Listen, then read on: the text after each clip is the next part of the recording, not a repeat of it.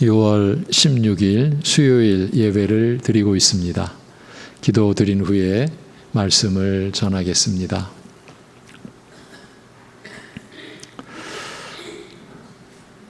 죽음의 땅 안에서 생명의 길을 열어주신 아버지 하나님, 세상 중에서 약하고 천하고 멸시받고 없는 것들을 택하사 강하고 있는 것들을 부끄럽게 하려 하시는 하나님의 섭리 가운데 택함과 부르심을 받은 주의 백성들, 오늘도 주의 이름으로 살다가 주의 이름으로 모여 예배드리오니 우리의 예배를 받으시고 친히 인도하여 주시옵시고, 하나님의 은혜 안에서 우리 자신을 살피고 또 우리를 향한 하나님의 뜻과 은혜를 또 확인하고 받는 그 거룩한 시간 되게 하여 주시옵소서. 우리의 연약함을 아시옵나이다. 우리의 악함과 숨겨진 죄악도 아시나이다. 이 시간 주님 앞에 회개하며 엎드리는 심정으로 나아가는 저희들을 긍휼히 여겨 주시옵소서. 하나님의 말씀에 불순종하고 순종하기에 부족한 것들이 다 죄라고 하였사오니 우리가 사는 것이 죄 가운데 있는 것임을 고백하옵나이다. 그럼에도 오래 참아주시고 긍휼히 여겨주시는 은혜로 우리가 하나님의 자녀된 신분을 유지하고 하나님께 주시는 은혜를 따라 하나님만을 의지하고 신뢰하고 맡기며 살게 하셨사오니 우리가 가는 길이 결코 때로는 외적으로 볼 때는 다 쓰러질 것 같고 어떠한 생명의 그 흔적도 없을 것 같이 보이는 그때에도 우리를 향하신 하나님의 약속과 하나님의 계획과 하나님의 작정은 결코 쇠하지 않으며 후회하신 바 된 것이 아니며 하나님께서 온전히 세워가시는 그 은혜 안에서 우리가 때로는 너무나 연약하고 쓰러진 것 같은 상황 속에서도 우리를 붙드시고 우리를 인도해 가시는 하나님을 바라보며, 그래서 우리를 부르신 그 소망의 그 풍성함을 우리가 바라보며 믿음으로 부여잡고 주님을 향하여 살아가는 우리들 되게 하여 주시옵소서.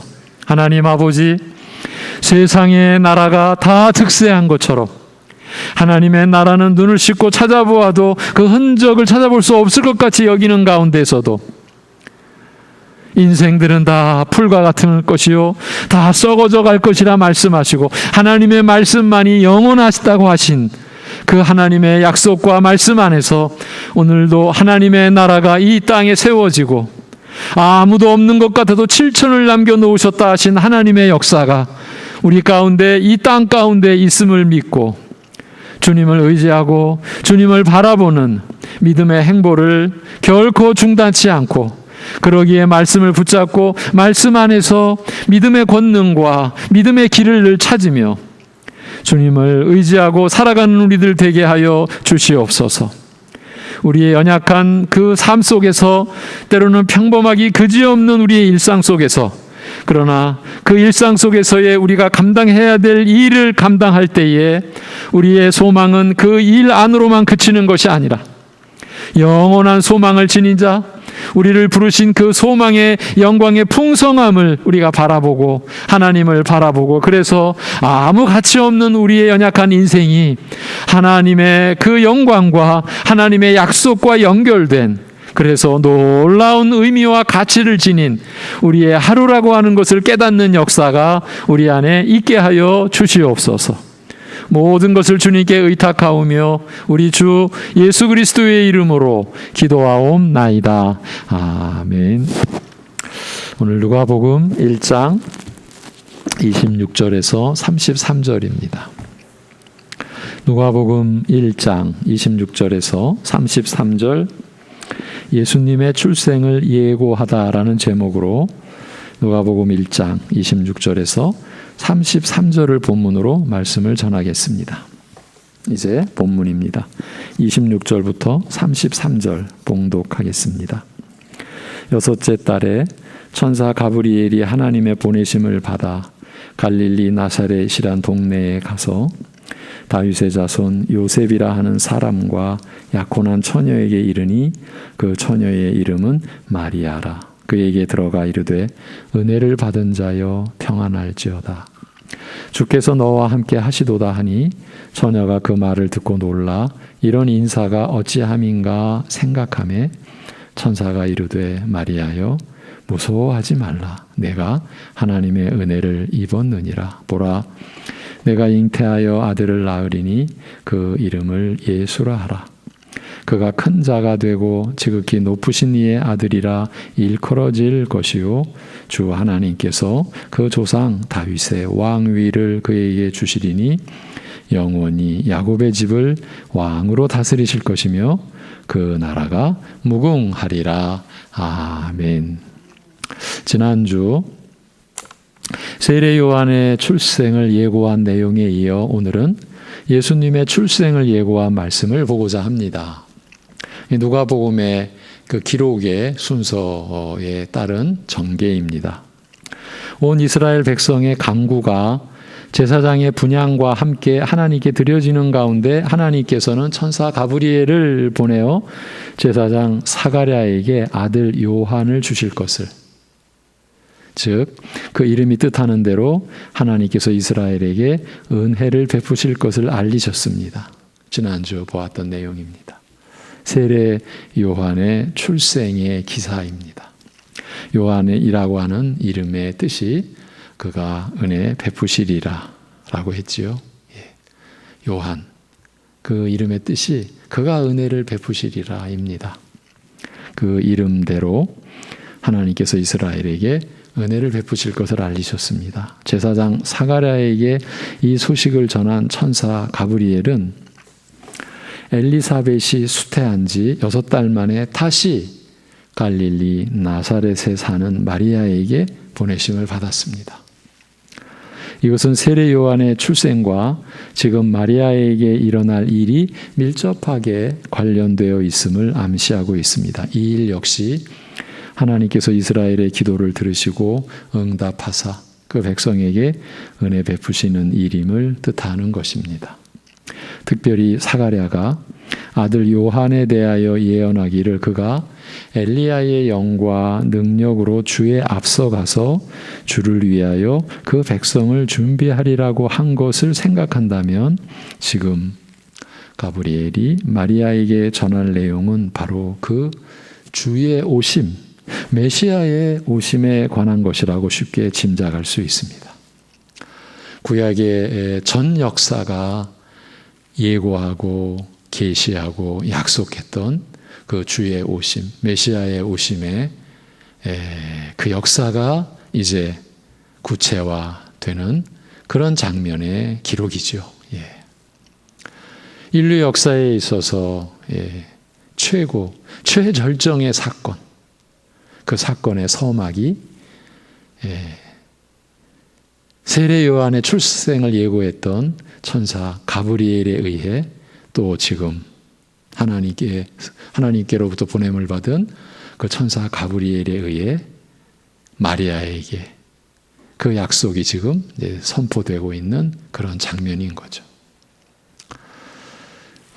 그 사가랴가 예언하는 그 내용 중에 그가 엘리야의 영과 능력으로, 그러니까 자기 아들로 태어나는 이 세례 요한이 엘리야의 영과 능력으로 주에 앞서가서 주를 위하여 그 백성을 준비하리라. 이 말 내용 속에 어떤 또 뜻이 암시되어 있는지 우리가 지난 시간 살폈었죠. 엘리야의 시대, 이스라엘의 역사 속에서 가장 암울하고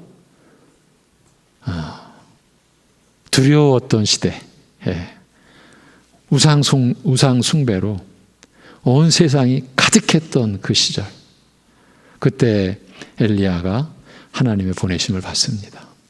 근데 지금 세례 요한이 엘리야의 영과 능력으로 임합니다. 어떤 공통점이 있다고 그랬죠? 지금 예수님이 나시는 이 시기가, 이스라엘의 역사에 있어서 정말 어둡고 암울한 포로 70년의 고통을 겪고 돌아왔지만 우리가 이제 알기로 신구약 중간사 근 400여 년 동안에 마카비 가문이라고 하는 한 탁월한 가문이 이스라엘의 회복을 위해서 그 역사를 주도한다라고 했지만 하나님 나라의 회복은 이루어지지 않은 그 어두운 시절. 그러니까 엘리야의 영과 능력이라고 하는 것은 그런 배경을 암시한다. 그런 가운데 주의 오심에 이 예고가 주어진 거죠. 그래서 이러한 그 배경을 우리가 확인하는 것은 하나님께서 베푸신 은혜를 우리가 짚어보자라는 거예요. 이스라엘 쪽에서는 지금 이러한 어떤 소망의 역사, 회복의 역사, 그것을 가능케 하는 어떤 것도 없었어요. 엘리야 시대 때도 마찬가지고. 지금 이 시기에도. 하나님께서 이루신 것. 우리가 이런 점에서 더 아주 민감하게 그리고 더 분명하게 하나님께서 그 약속을 이루어 가시는 그 권능, 그 지혜, 그리고 그 사랑, 그 긍휼, 이러한 우리의 그 믿음의 지식이 우리의 삶을 또 세워가는 거죠. 우리 하나님의 사람 된 우리 한 사람 한 사람의 인생에 하나님의 말씀의 역사, 하나님의 약속의 이루어짐, 그거에 대한 믿음을 우리가 갖게 되는 거죠. 그런데 이때 마리아는 처녀로서 다윗의 후손인 요셉과 정혼한 사이였습니다. 정혼은 비록 결혼식을 치르고 부부관계를 맺지는 않았을지라도 두 사람 사이에 특별한 법적 관계를 성립시키는 것이어서 만일 정혼한 후에 다른 남녀와 관계를 가질 경우 이미 결혼한 사람들이 범하는 간통죄와 동일하게 처벌하게 되어 있었습니다.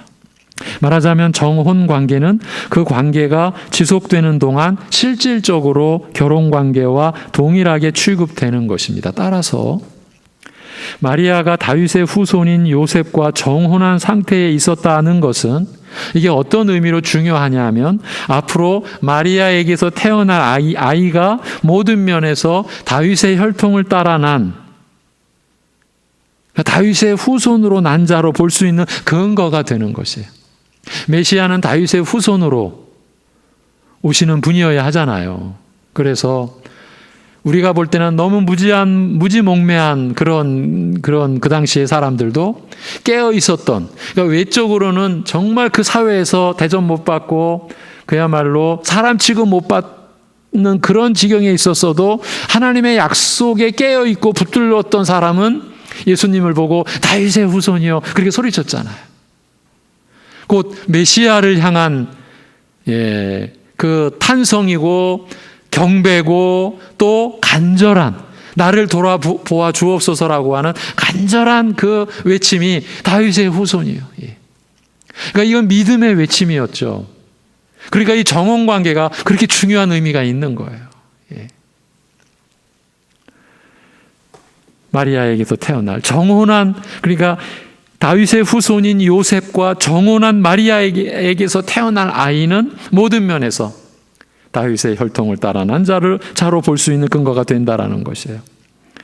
이러한 장치를 하나님의 섭리 속에서 이제 마련해 놓으신 것이죠. 이 모든 것이 하나님의 약속을 이루어가는 과정인 거죠. 마리아에게 나타난 가브리엘은 평안하뇨 은혜를 입은 여인이요 주께서 너와 함께 하시도다라고 하였습니다. 마리아는 가브리엘의 이 말에 놀라고 당황하여 생각하기를 어찌하여 이런 인사를 내게 하는가라고 했습니다. 나를 가리켜 은혜를 입은 자라고 한 말이 무슨 뜻이며 주께서 나와 함께 하신다라는 말은 무슨 뜻인가? 가브리엘이 말한 인사의 의미를 헤아리고자 하였다는 말입니다. 어찌 아니 그러했겠습니까?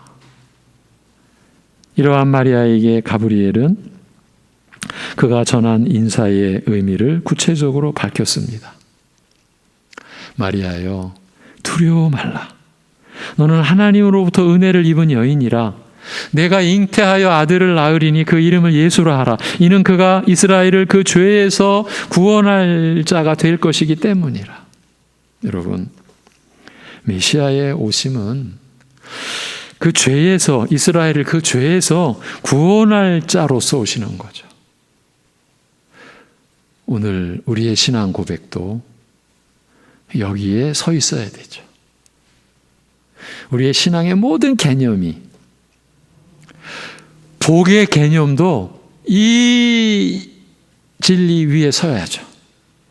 여기서 벗어나면 우리는 탈선, 그리고 불행해지는 거죠. 그가 이스라엘을 그 죄에서 구원할 자가 될 것이기 때문이라. 그는 위대한 자가 되실 것이며 지극히 높으신 하나님의 아들이라 일컬음을 받을 것이라. 그는 하나님의 아들로서 아버지의 모든 것을 유업으로 받을 것이요. 하늘과 땅의 모든 존재가 그 앞에 무릎을 꿇을 것이라. 하나님께서 그 조상 다윗의 통치 보좌를 그에게 주어 야곱 집을, 하나님의 백성 이스라엘을, 하나님의 교회, 하나님의 나라를 영원토록 다스리게 하실 것이라. 그의 나라는 하늘과 땅의 모든 만물을 통일하여 그의 다스림에 굴복하게 하는 무한한 나라요, 무궁한 나라요. 그의 나라와 통치는 끝이 없이 영원 무궁할 것이라고 하였습니다. 가브리엘이 이런 뜻을 전한 것이죠. 여기서 우리는 다니엘서를 좀 생각하게 됩니다. 그의 나라와 통치가 무궁하리라는 말씀은 이 주의 오심에 관하여 예언했던 다니엘서를 생각하게 합니다. 아시리아를 무너뜨리고 신바벨론 제국을 건설한 느부갓네살 왕이 침상에 누워서 이후의 일이 어떻게 될까? 이후에 땅의 역사가 어떻게 진행될까? 깊이 생각하다가 잠이 든 중에 꿈을 꾸게 되었습니다. 그가 꿈에 본 것은 금으로 된 머리와 은으로 된 가슴과 팔, 노수로 된 배와 넓적다리, 철로 된 종아리, 철과 진흙이 섞인 발을 가진 거대한 신성이었습니다.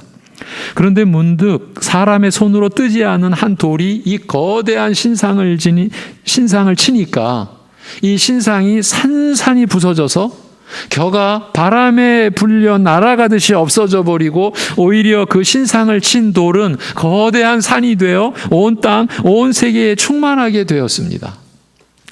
꿈을 꾸고 나서 그 내용을 잊어버린 느부갓네살이 그 꿈과 그 해석을 말할 자를 찾게 됩니다. 이 왕이 번민을 하는 거예요. 엄청난 뭔가 중요한 꿈을 꾼 것 같은데 꿈을 생각을 못해요. 그래서 요즘 말로 말하면 해몽가를 찾는데, 기가 막힌 거는 그냥 꿈을 해설할 자를 찾는 게 아니라 그 꿈을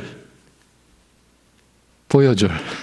꿈은 자기가 꿨는데 자기는 지금 꿈을 잊어버리고 그 꿈과 해석을 말할 자를 찾게 되자 하나님의 섭리 속에서 다니엘이 이제 등장을 하는 거죠. 그 다니엘이 그 꿈의 내용과 해석을 이제 느부갓네살 왕에게 말하였습니다. 여러분, 이 느부갓네살 왕은 이스라엘을 잔혹하게 짓밟았던, 침략했던 왕이었어요. 열왕기 하에 보면 그 유다 예루살렘이 이 느부갓네살 왕에 의해서 얼마나 참혹하게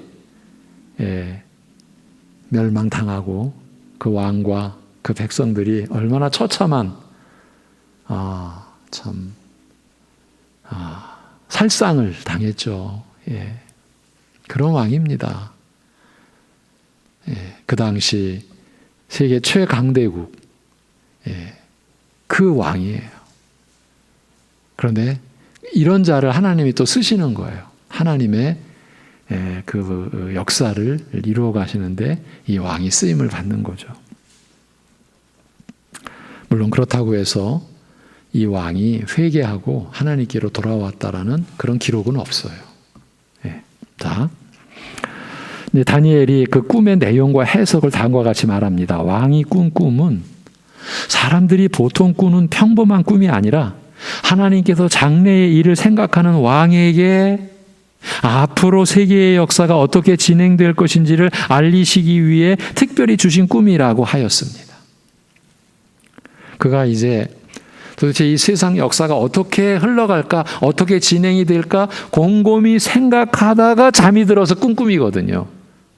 다니엘서 2장에 나오는데, 즉 하나님께서 사람의 꿈을 사용하셔서 장래의 역사에 대하여 친히 알리셨다라는 말입니다. 물론 모든 꿈이 그렇다는 것이 아니고 특별한 경우에 하나님께서 그 뜻을 알리시는 방편으로 꿈이라는 것을 사용하셨다라는 뜻입니다. 다니엘은 꿈에 보인 거대한 신상이 앞으로 진행될 세계의 역사를 상징적으로 보여주는 것이었다고, 장차 하나님께서 어떻게 세계의 역사를 이끌어 가실 것인지 구체적으로 알리신 것이라고 하였습니다. 이 중요한 대목이 뭡니까? 하나님께서 세계의 역사를 이끌어 가신다라는 거예요. 지금 어떻게 이끌어 가실 것이라는 것도 중요하지만 그 앞서 우리가 붙잡아야 되는 진리의 내용은 이 세계의 역사는 하나님께서 이끌어 가신다라는 거예요. 우리 자신을 돌아보자고요. 이 시대의 교인들 가운데 이 세상 역사를 하나님께서 주도하신다, 주관하신다, 이끌어 가신다. OX 이렇게 한번 퀴즈를 냈다고 쳤을 때, 그렇습니다. O의 피켓을 들 사람이 얼마나 될까요? 우리 교인들 가운데. 우리 자녀들에게 OX 문제를 내보았다고 했을 경우에 얼마나 될까요? 하나님이 역사를 주관해 가시죠. O입니다. 이렇게 드는 우리 자녀들이 얼마나 될까요? 아니면 우리 어른들이나 우리 아이들이나 그럴 리가요 하면서 X표를 들 사람이 얼마나 될까요?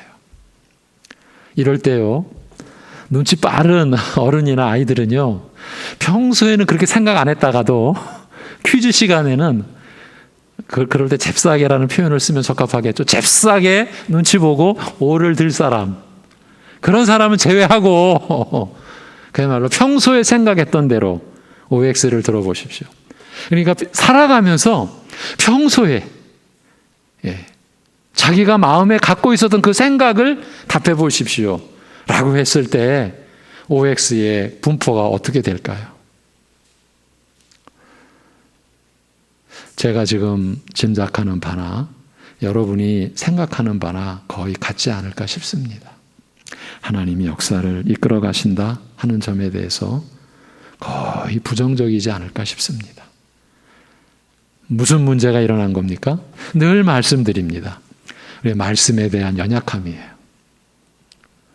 말씀을 멀리 할수록 이런 우리의 믿음의 내용에서 우리는 멀어져 갈 수밖에 없어요. 돌아와서 장차 하나님께서 어떻게 세계 역사를 이끌어 가실 것인지 구체적으로 알리신 것이다. 다니엘이 이렇게 알리는 거예요.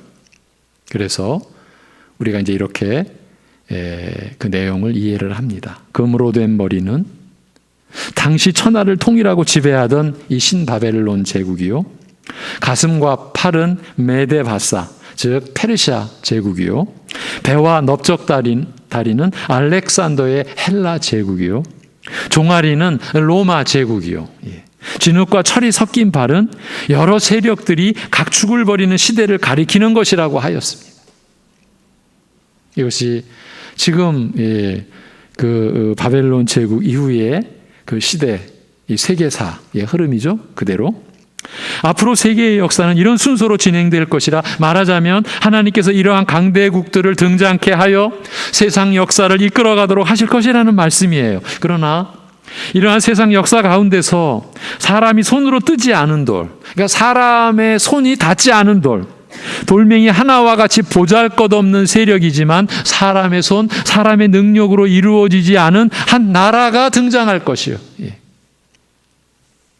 이 나라가 거대한 신상과 같은 세상 역사를 치게 되면, 세상 역사를 이끌어온 강대한 세력을 치면 그 세상 나라와 역사 자체가 바람에 날려가는 겨와 같이 사라지고 이 보잘것없는 작은 돌멩이 같은 나라가 거대한 산을 이루어 온 땅에 온 세계에 충만케 되리라고 말하였습니다. 온 세계를 뒤덮을 거대하고 강력한 나라가 될 것이라는 말씀입니다. 다니엘 2장 44절에 보면 이 나라에 대하여 다음과 같이 말씀합니다. 이 열왕의 때에, 이 열왕의 때에 하나님께서 세계 역사 속에 등장하게 하실 강대한 국가들이 세상 역사를 지배하는 시대에 그 역사 한가운데서 하늘에 하나님께서 한 영원한 나라를 세우실 것이라고 말씀한 거예요. 이 나라는 언젠가는 바람에 날리는 겨와 같이 사라질 부질없는 나라가 아니요 결코 파괴되거나 망하지 아니할 영원한 나라이며 그 왕권이 다른 나라에게 넘기우지도 않을 독특한 나라, 즉 창세 이후로 그 나라의 본질이나 성격이 결코 변질되지 않을 불변의 나라일 것이라고 말씀하는 거예요. 비록 그 시작은 작은 돌멩이같이 작고 미미하나 그 능력은 사람에게 속하지 아니하여 하늘과 땅의 그 어떤 강대한 세력도 파괴하지 못하며 오히려 세상의 거대한 세력들을 쳐 멸하여 사라지게 하고 온 땅에 충만할 것이요 영원히 굳건히 서게 되리라고 말씀합니다. 어느 나라인지 아시겠죠? 예.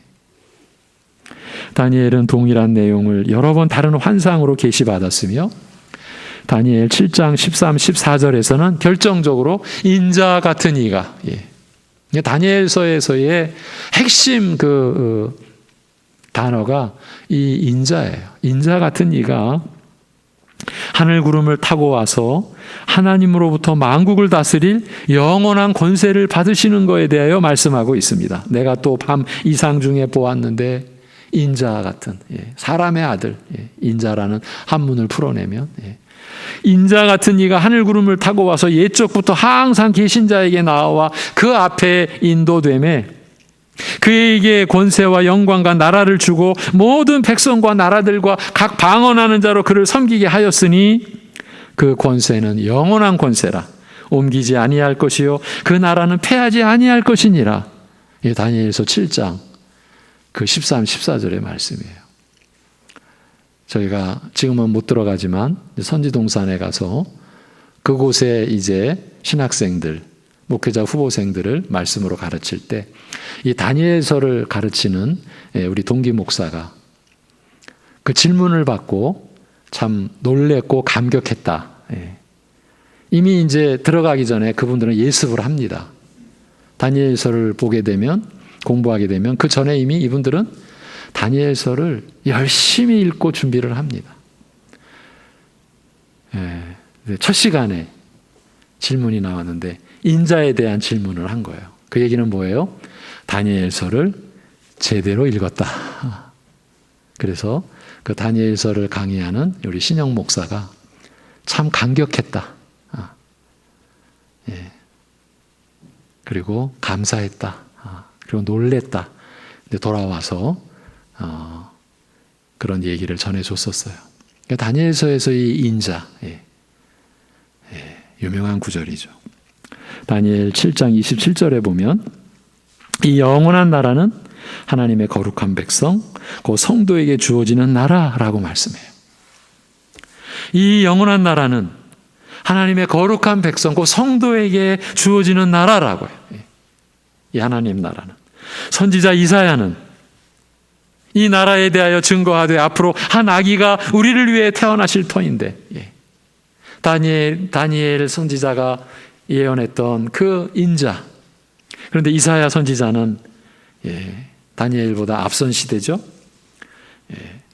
이사야 선지자는 이스라엘이 멸망해 가는 시점에서의 선지자고, 다니엘은 이제 북이스라엘 남유다 다 망하고 포로로 잡혀간 그 시대의 선지자죠. 그런 시대적 차이가 있어요. 그 이사야 선지자는 이 나라에 대하여 증거하되 앞으로 한 아기가 우리를 위해 태어나실 터인데 그는 전지전능하신 하나님이시요 영존하시는 아비시라. 그가 오셔서 이스라엘을 흑암에서 구원하실 것이요 그 조상 다윗의 왕위에 앉아 다스리사 무궁한 끝없는 평화를 이루실 것이라고 하였습니다. 이런 이사야 선지자의 또 다니엘 선지자의 이런 그 말씀이, 이런 예언이 얼마나 중요한 의미를 갖느냐 하면, 여러분 초대교회 때 교회가 피 흘리며 지켜낸 교리. 예수 그리스도가 하나님의 아들이시다. 그리고 하나님의 아들은 하나님이시다. 삼위일체 하나님의 이 신학과 교리가 확립되어져 가는 과정에서 근 300~400년 동안 최고의 주제, 예수님이 누구신가? 예수님은 하나님의 아들, 곧 하나님이시다. 그것을 받쳐주는 성경 구절 중에 이 다니엘의 예언과 이사야 선지자의 기록, 한 아기가 우리를 위해 태어나실 터인데 그는 전지전능하신 하나님이시요 영존하시는 아버지시라, 이렇게 돼 있어요.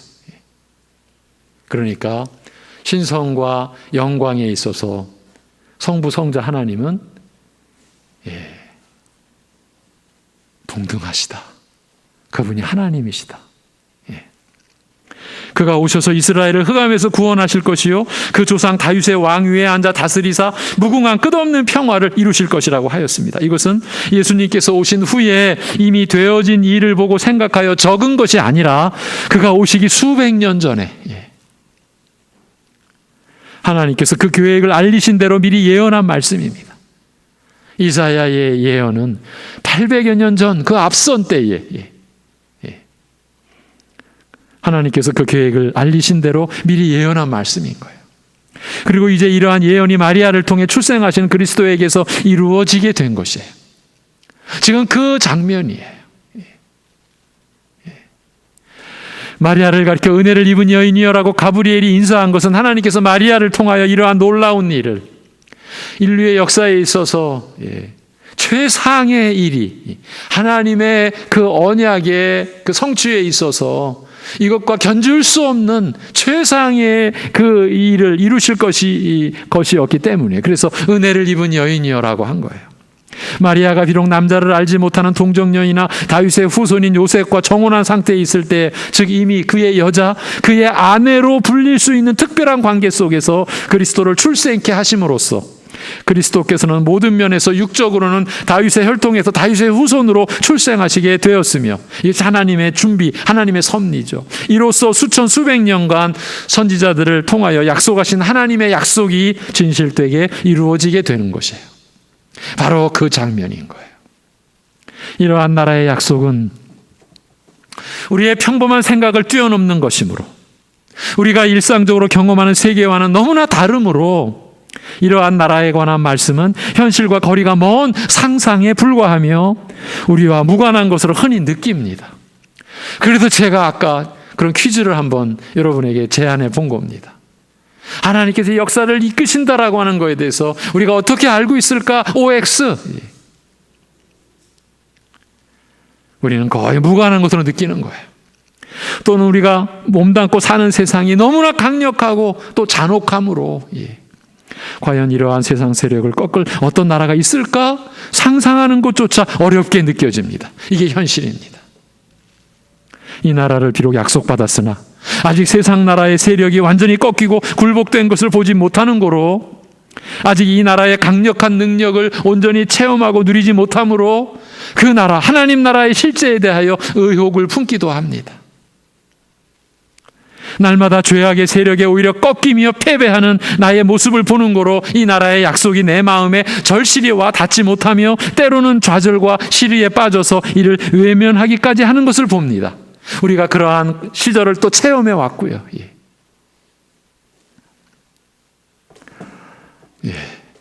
그래서 우리가 하나님의 말씀으로 중단 없이 나아가고 하나님의 말씀을 붙들고 우리가 듣고 읽고 또 하나님이 보내신 말씀의 종들을 통하여 말씀을 우리가 받는 그러한 노력 없이 우리가 살 때에 이러한 지금 하나님 나라의 도래, 하나님 나라의 이 시련, 이 역사는 우리에게는 먼 얘기, 그저 상상에 불과한 그런 정도로, 그러니까 우리의 신앙생활이 빈약한 거죠. 우리가 이러한 우리의 문제의식을 갖고 있습니다. 그래서 하나님의 말씀으로 우리의 이 시야, 우리의 시각의 지평선을 하나님의 약속에까지, 하나님 나라의 그 영광에 그 이르기까지 우리가 이 지평선을 회복해 가야 되는 거, 넓혀 가야 되는 거죠. 그건 오직 말씀의 역사로밖에는 되지 않는 거예요. 우리의 상상? 여러분, 그거는 우리가 무슨 묵상하는 걸로 말씀 없이 여러분 굉장히 위험한 거예요.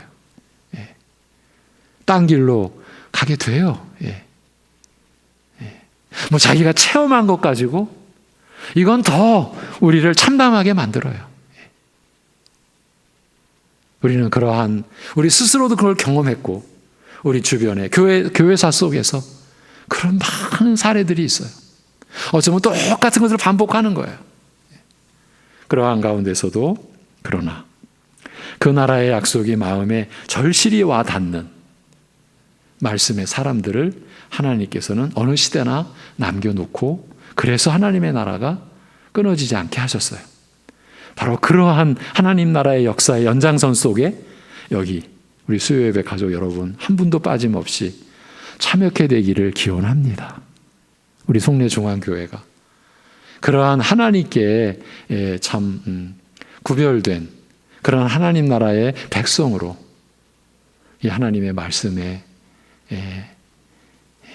참여한 그러한 복된 생애 살아가게 되기를 기원합니다. 자, 선지자 이사야가 전한 말씀입니다. 말하는 자의 소리가 가로되 외치라 대답하되 내가 무엇이라 외치리이까 이르되 모든 육체는 풀이요 그 모든 아름다움은 들의 꽃 같으니 풀은 마르고 꽃은 시드나 우리 하나님의 말씀은 영원히 서리라 하라. 아멘. 비록 우리의 눈이 그 완전한 시련을 보지 못하나 나의 불신앙으로 인하여 그 나라의 영광과 능력을 온전히 누리지 못하나 우리 하나님의 말씀은 진실하여 영영이 서는 말씀이므로 모든 선하고 거룩하고 의로운 것을 대적하고 파괴하는 악한 것들이 완전히 굴복당한 후 하나님께서 친히 우리 눈의 눈물, 내 눈의 눈물을 씻기시는 그 날을 보게 될 것입니다. 여러분, 이것이 하나님의 부르심의 소망입니다. 에베소서에서 바울 사도가 하나님께 간절히 기도했던 내용 중에 하나, 우리의 눈을 밝히사 하나님의 부르심의 소망에 거할 수 있게 해달라고 했던 그 부르심의 소망. 우리가 이 연약한 현실 속에 있지만 하나님의 사람인 우리 성도들, 하나님의 교회인, 하나님의 나라인 이 교회는 이 부르심의 소망으로 점점 더 나아가야 되고, 그러할 때에 우리의 이 연약한 삶 속에 하나님의 기쁨이 담기고 하나님의 영광이 담기게 되는 거죠. 그것이 우리의 그 현실은 우리가 그 부르심의 소망에 더 가까이 나아가기 전이나 더 가까이 나아간 뒤나 그 현실은 여전할 것입니다. 똑같을 것입니다. 어쩌면 더 어려울 수도 있습니다. 그런데 그 환경은 그런데 그 안에서 살아가는 여러분이 달라진 겁니다. 여러분이 그 부르심의 소망을 붙잡고 가는 겁니다. 그건 막연한 게 아닙니다. 왜냐하면 성령께서 여러분의 구원을 인치신 성령께서 그 말씀을 여러분에게 열어주시고 그때 우리가 보는 그 부르심의 소망은 단순히 무슨 뭐 환상이나 이상이나 상상이 아니라 우리에게는 믿음의 실체로 바라는 것들의 실상이라고 하는 그리고 보이지 않는 것들의 증거라고 하는 그 믿음의 역사로 우리가 소망하는 그 실상을 마치 우리가 붙잡듯이 가깝게 그렇게 우리가 보고 붙잡고 그래서 이 어두운 세상의 빛으로 담대하게 살아가게 되는 것이죠. 우리 교회가 목표로 하는 나아가는 이 방향이 이것이죠. 그래서 정말 보통 사람처럼 살되 그래서 이번 주일 말씀처럼 우리가 주 예수 그리스도의 대리인처럼 그가 보낸 사신처럼 사자처럼 그리스도의 품격과 지위를 어지럽히거나 더럽히거나 약하게 하지 않는 그러한 신분으로 살고자 우리의 말이 그리스도께서 보낸 자답게 우리의 행실이 그리스도의 대리인답게 점차 변화되어져 갈 때 여러분이 이 세상에서 참 존귀한 존재로 여러분이 세워져 가는 거죠. 그럴 때 여러분이 그리스도의 편지가 되시는 거고 그리스도의 향기가 되시는 거죠. 우리 교회가 나아가는 목표가 여기에 있는 거죠. 우리 주 그리스도의 나라가 그 완전한 영광과 능력으로 나타나는 것을 우리가 감격과 찬송으로 맞게 될 것입니다. 다시 한번 이사야 선지자의 그 외침을 읽어드리고 말씀을 맺겠습니다. 모든 육체는 풀이요 그 모든 아름다움은 들의 꽃 같으나 풀은 마르고 꽃은 시드나 우리 하나님의 말씀은 영영이 서리라. 아멘. 예. 기도하겠습니다. 하나님 아버지, 말씀으로 세상을 창조하시고 그 말씀으로 우리를 구속하시고 그 말씀의 표적을 붙잡고 이 어지러운 세상 믿음으로 살게 하신 하나님의 뜻에 우리가 붙들리고 우리가 매이게 하여 주시옵소서. 우리가 말씀을 받는 것보다 더 큰 표적은 없다라고 하는 하나님께서 기록된 성경으로 증거해 주신 그 말씀에 우리가 붙들리고 그리하여 주님을 사랑하는 것이 말씀을 사랑하는 것이요, 우리가 살아갈 도리가 바로 말씀을 깨우친 대로 성령께서 깨닫게 해주신 대로 우리가 살아가는 것이 참 하나님께 영광이요 하나님께 기쁨이요 또 우리에게 놀라운 능력이요 지혜가 된다라는 것을 풍성히 체험하고 누리는 우리 사랑하는 성도들의 삶이 되게 하여 주시옵소서. 하나님 아버지, 이러한 참으로 영원에 잇된 이 믿음의 삶이 우리의 지극히 평범한 일상을 통해서 우리가 준비해가고 우리가 그 안에서 자라가고 그 안에서 그리스도를 닮아가도록 하신 이 하나님의 너무나 신비스럽기까지 한 이 섭리를 우리가 바로 이해하고 깨닫고, 그래서 오늘 우리가 살아가는 환경, 가정, 또 사회, 여러 가지 관계, 일 속에서 우리가 그리스도의 이름으로 살아가는 자로서 우리의 본분을 늘 확인하고 그 본분을 가지고 살아가고, 때로는 넘어져서 저 멀리 가다가도 속히 돌아와 회개하고 돌아와 주님의 긍휼과 또 은혜를 구하고 그리하여 그리스도의 이름으로 사는 자, 그래서 하나님께 모든 면에서 감사하며 사는 자로 살아가는 우리들 되게 하여 주시옵소서. 여러 가지 어려움을 이 어려운 상황 속에서 또 헤쳐나가야 하는 우리 이웃, 우리 가족, 우리 지체들의 그 어려움 가운데 하나님 역사하셔서 참으로 그 어려움을 통해서도 우리는 오히려 기뻐하고 하나님을 배우기에, 하나님을 익히기에, 하나님을 따르기에 그 기쁨 속에서, 고난 속에서도 기뻐할 수 있는 그러한 하나님과의 온전한 관계를 믿음으로 이룬 그 삶을 누리는 우리 성도들의 생애가 되게 인도하여 주옵소서. 우리 가족들이 불가피하게 백신을 맞고 있습니다.